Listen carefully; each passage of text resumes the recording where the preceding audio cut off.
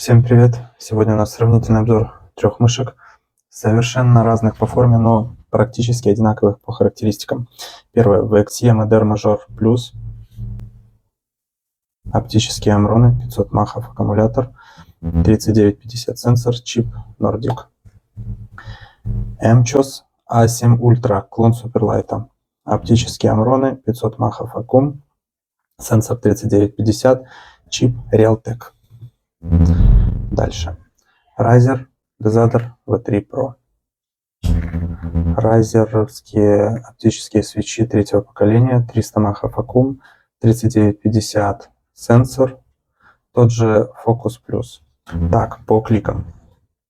Самое тактильное это VXE, дальше идет MCHOS и Razer. Сейчас послушаем. MCHOS, Razer. Scroll, опять же, самый тактильный у VXE. Такой самый трудно. Дальше Razer. Так, по хвату. По хвату, смотрите. Из-за того, что у Razer вот эта боковина идет вправо, держишь мышку вот этими двумя пальцами как-то неудобно. Поэтому иногда приходится вот этим пальцем нажимать на край клавиши. Когда зажимаешь клавишу, можно легко двинуть вот скролл и подпрыгнуть в самый ненужный момент. Дальше. С кем я спорил по поводу этих двух форм? У меня такое, как я так смотрю, как будто до вот этого момента эти две мышки просто одинаковые.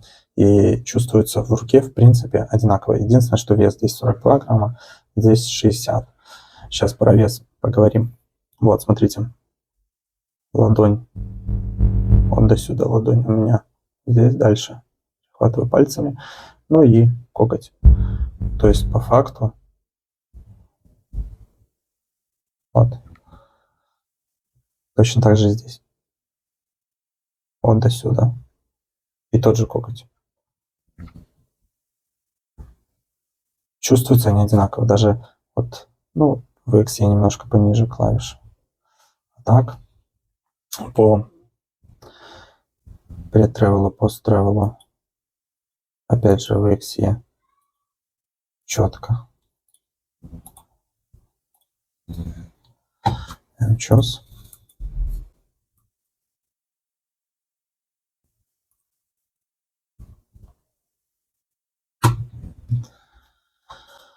Razer.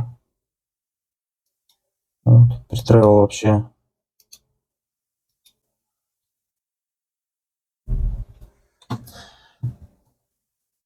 Так, по упаковке быстродействия. 8К у нас стоит.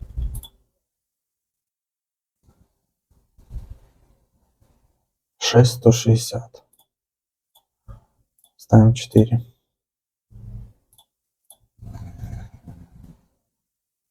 Ну, 3800. Нормально. Дальше подключаем MCHOS.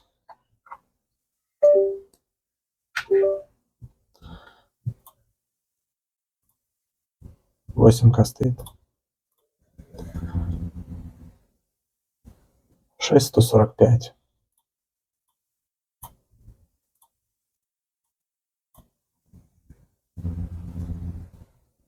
$3550. Так, ну и Razer посмотрим. Свою 1000 он.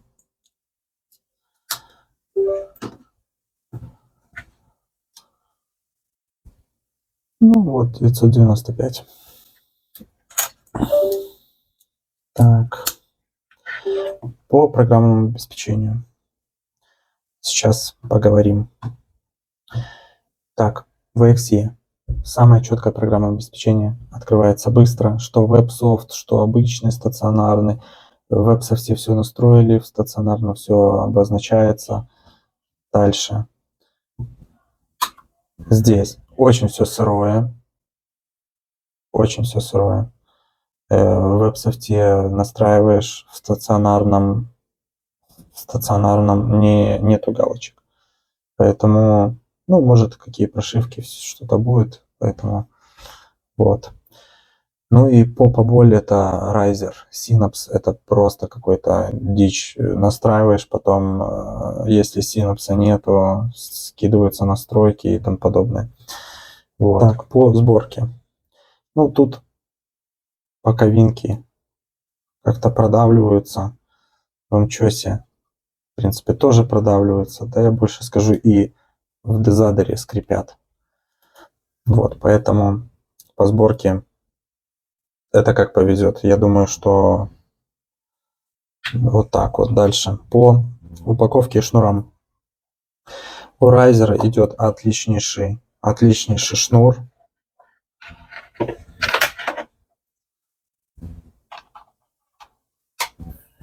Вот.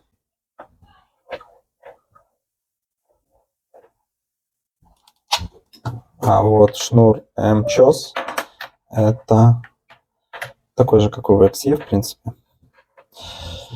Это что-то.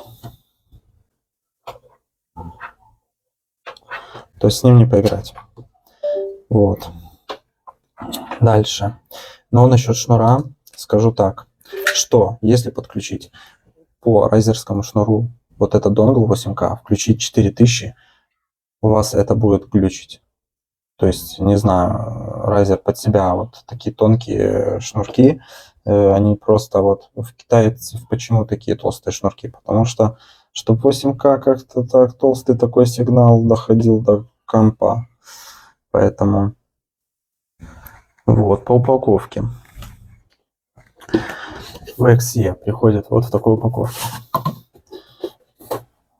Тут поролончик.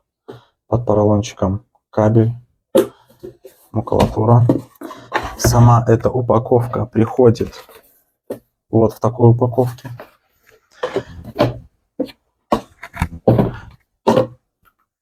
Дальше MCOS приходит вот в такой. Здесь открывается.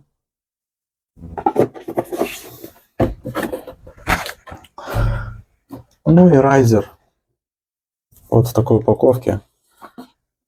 Что у вас там? Вот поэтому по упаковкам, я думаю,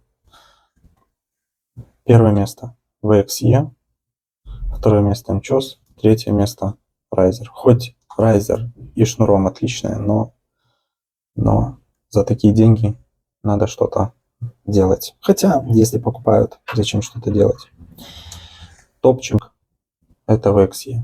Я думаю, что перейду на АТК. Дальше идет MCOS, ну и Riser. Все. Всем спасибо за внимание. Пишите комментарии, ставьте лайки. Можете не подписываться. Давайте это обсудим. Какие у вас есть предпочтения. Все. Всем пока-пока.